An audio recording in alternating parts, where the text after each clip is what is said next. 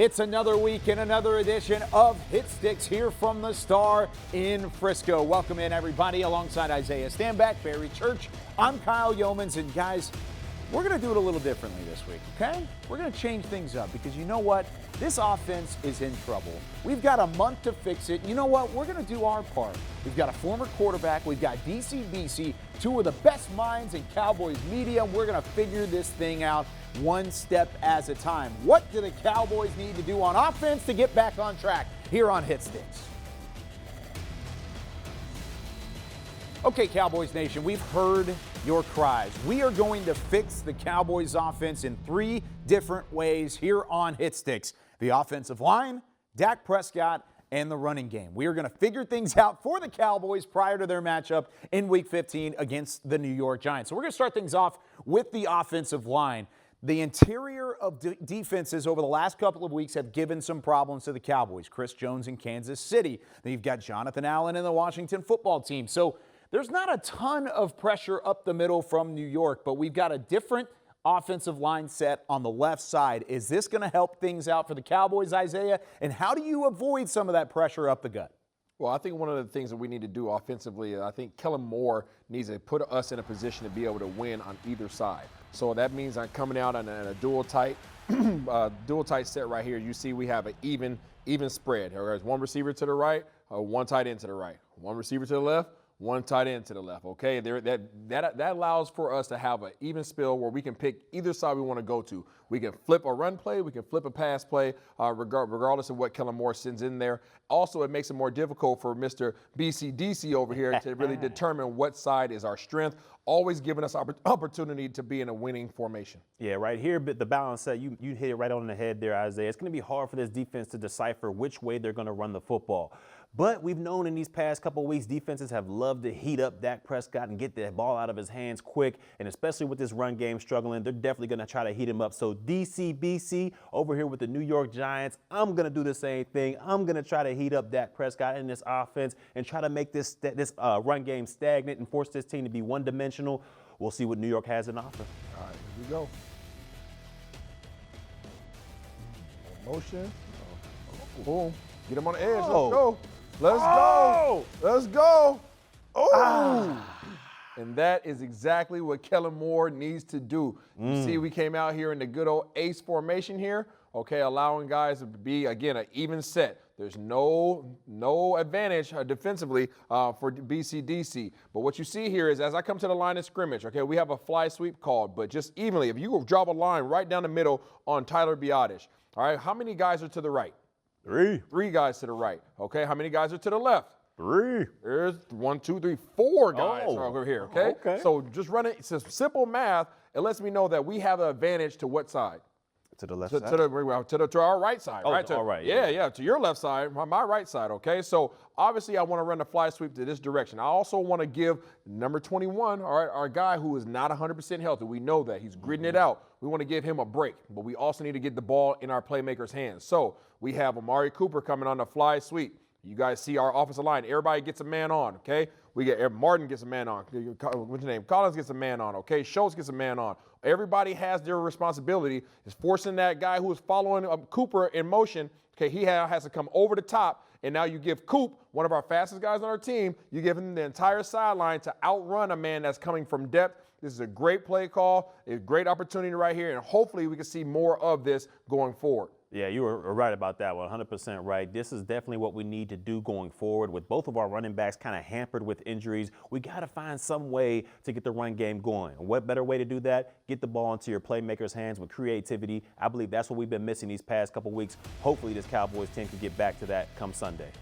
Okay, so now that we can see that Barry Church cannot make a tackle in Madden, he went 0 for 3 on that last play, but that's okay. That's okay. He's still DCBC. That's why he's on the sideline in a headset, not necessarily in a uniform anymore. All right, let's talk about fixing Dak Prescott. Let's find a way to get number 4 back and rolling. And Isaiah, you're a former quarterback as well.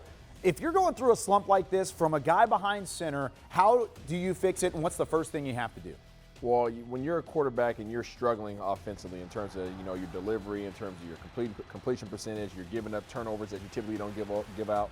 You want to try to simplify things from the offensive coordinator's perspective. So Kellen Moore wants to come out, give him some base offense to run. to give him some bunch sets where all his weapons are all in one area. He doesn't have to really decipher much in terms of coverage. You want to give him a 1, 2, and a third option as a read, and then give him a dump down option as well for the running back if things aren't there. Just make his decisions very simplified so that he's not having to try to swing from one side of the field all the way to the other side of the field based upon the coverage that he's facing.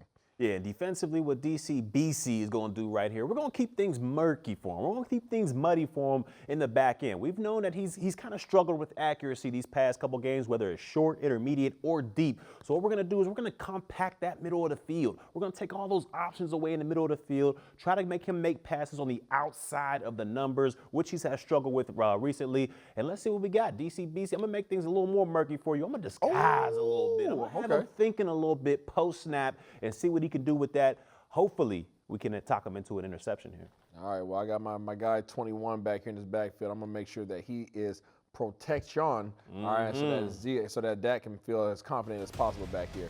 You wrote it? You ready? Yes, sir. Let's get it. Boom, boom, boom. Okay. It's murky in there. You see it's murky? Great play. Great play. But let's go ahead and go decipher what exactly took place here and how this read is a lot more simplified for Dak. I was a little late on my read here, but as we go out to this right side here, I'm actually going to go ahead and go to this concept here. All right, you guys see we have our bunch set, okay? From our bench set, we have a switch release, okay, which automatically allows us to identify whether it's man coverage or zone. So right off the bat, Dak knows if it's man because of the fact that the guy that's over CeeDee Lamb is going inside on him right now, okay? So as soon as that guy goes inside on this inside release, you know right off the bat it's man-to-man coverage. So that's an easy identifier for Dak if he did have any pre-snap confusion. So now that he knows exactly that's man coverage, now that man washes things away for him, okay? We have Gallup going on the outside over here, okay? He's pretty much covered up. His job is really just to clear things out. So what it really comes down to is, hey, man coverage with CD, he's coming in, bringing the defense in. We got Gallup going out, taking his man out. So it really becomes a one-man read, okay? One-man read unless somebody fails on their coverage here. And it comes down to Schultz, okay? So Schultz is running right here on the safety. I would like to see him get up on this stem a little bit higher, okay, and put his foot on the ground at the toes of the defender, but he breaks it off a little short, which allows for the DB to cut underneath. But in real life, what we're looking for is this right here. Now, look at that window. He has an entire sideline to work with. There's a huge space over there for Dak. The error to the sideline keeps it away from the defenders, so there's no possibility for a turnover, right? And it allows for him to have a high percentage pass to Dalton Schultz right here. And as well, if we rewind it all the way back, if everything else fails, okay, he always has his guy backside if the coverage allows for it, okay? And Cooper, all right, we like to have Cooper on these man-to-man concepts, but this is not man-to-man backside.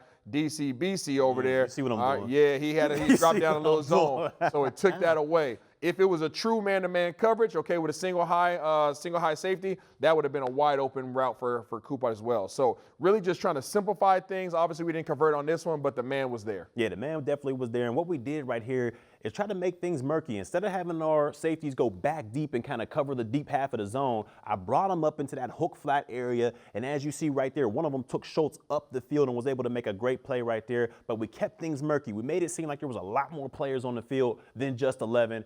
Dak Prescott made the right read right here. But once again, he's been struggling with accuracy and struggling with timing. This was a little late right there. Let the DB get underneath and make a heck of a play. Okay, so in this final offensive play for the Cowboys, we're going to combine two of the problems that the Cowboys have been having over the last 4 weeks. How about the run game?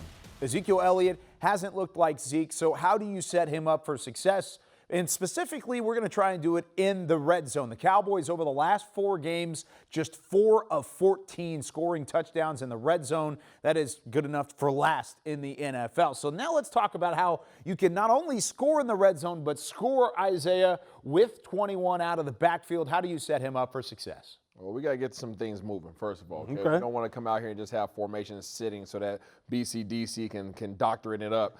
We want to make sure these guys have their heads on a swivel. We want to create hesitation for defenders to be able to really have that hesitation in terms of the inability to shoot the gap. Yes. Right now, I feel like guys can just really react, and we want to make sure that they're guessing, that they're thinking twice before they make a decision. I mean, I think that starts with actually having some motion and obviously having some sets that really kind of condense things and really stress these guys out in terms of switch releases and all those things. All the possibilities that the defense have to worry about. All right, well, for me, DC-BC, I'm going to tell you right now, I got my safeties up top. I got 2 high safeties up top because I have no respect for what 21 in this run game has been able to do these past couple of weeks. So we're praying that y'all run the football because we don't think y'all got anything for them. So DC, BC, we're going to play an umbrella coverage back there. We think our front 4 combined with our 2 linebackers can stop what Zeke got going. And what also I'm going to do here is I'm going to go ahead and slide my line to the left just a little bit because, you know, I think Schultz might be a better blocker than Amari Cooper on that other side. So I'm going to slide the line to the left a little bit just to make sure things don't get too hectic over there. But we don't really see y'all running the ball that well. So I'm gonna keep my safeties back in case you decide to pass. But right now, we're good with our front 7 right now. We're good. You see, I just took CeeDee Lamb and took him over to the left side just in case you had any questions. Now we're in a 3-by-1 set, so you have to respect the pass, We too. do. Wrote a little song about it. Want to hear it? Here you go. Oh, get up in there. Oh, He's in there. He stopped at the 1. I need a review. He stopped at the 1. Hey, this is exactly what we want. Good okay? call. We Good had call. all the attention over onto the left side of this front. Okay, you see I went over, I brought CeeDee Lamb in motion, and now we end up in a 3-by-1 set. Okay, 2 receivers to the left, as well as Schultz at the tight end, and then we have Coop on the short split backside. So pass-wise, these guys got to have their eyes on a swivel. Okay, as well as our offensive front now. Okay, what did I do? I allow for our offensive lineman to have what on the right side? Again, if we draw that line down, run down the middle of Biotish, there's 3 guys we have to worry about, okay? 2 defensive linemen, all right, and 1 linebacker at the second level, all right? So I want to get away from our weak side, really, with Smith out this week, okay? We have Terrence Steele in there, and we have one of the Connor bros, right? Yeah. In this instance, we have Connor Williams in there, but one of the names is going to be Connor. That's what we do know, okay? And we want to make sure we get to our strong side, which our strongest offensive lineman, one of the best players to ever play for this organization and in the NFL in general.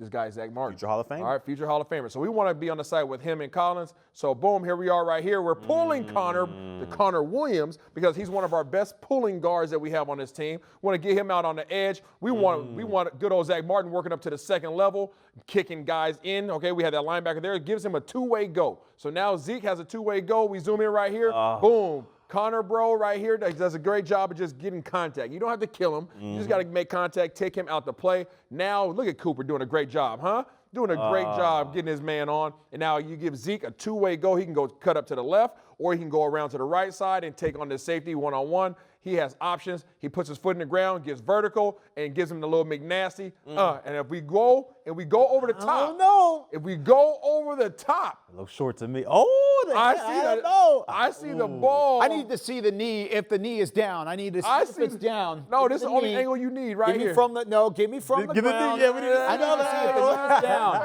Let's see what you got, cameraman. Hold on, let me back no. up. Let me back up. Okay, hold on. Let me rewind it now. All right, as we look from the side. Okay. Play this through. Knee is down. No. The knee is definitely down. no. He's short. He's short, ladies and gentlemen. No. All right, he might be a little short. I think it's hovering, though. You see the ring. Oh, that's short. The ring. That's That's short. it right there. Either way is a heck of a play. It was a heck of a play and a heck of a play call. I didn't respect the run. I thought he was going to pass the football, kept my safeties deep. You confused me a little bit. When you had that strength to the left side, I pushed my defensive line to the left over there, thinking we would have had numbers on there. You ran the opposite way. Great pull by Williams right there. Great cut by Zeke. He almost made it to the promised land, but was caught short. Great play call by the offense, knowing what defenses are trying to do out there. So after further review, Isaiah does not get into the end zone, but it was close. Good play from the safety, and of course, Barry Church at the sticks again for that one. But as we wrap up here on Hit Sticks, we've got some questions that we have to answer, and it kind of goes along with what we were talking about. But I'm going to first go to you. Okay. Former quarterback Isaiah Stanback. Hello. Is Dak Prescott the problem on offense at the moment? Is it just him not playing well that it's kind of pitter-pattered down the stretch? I think it starts with Dak. I think he's one of many problems, compounding problems. You got Dak, you have the offensive line, a little carousel. We also have some drops at the receiver position. So I think there's a lot of people that have to take ownership for their issues on the offense. But obviously with QB1, you have to start with him. You got to, right, at that point. And do you think, Barry, in the final 4 games of this regular season, that they're going to be able to figure it out from an offensive standpoint and get back to what they were in the first half of the year? Yeah, I think they're too talented to not be able to figure this thing out. I think we definitely need to get our run game going a little bit more, and I'm not sure how we're going to do that with a hamper hampering Zeke and Tony Pollard being out as well. But we need to get back to the run, and I think they could fix it with these last 4 games. We didn't talk any defense in this episode because right now the defense is playing exceptionally well, with the exception of Barry Church. He missed 3 tackles. Give me these sticks. That's going to do it for us this week here on Hit Stick.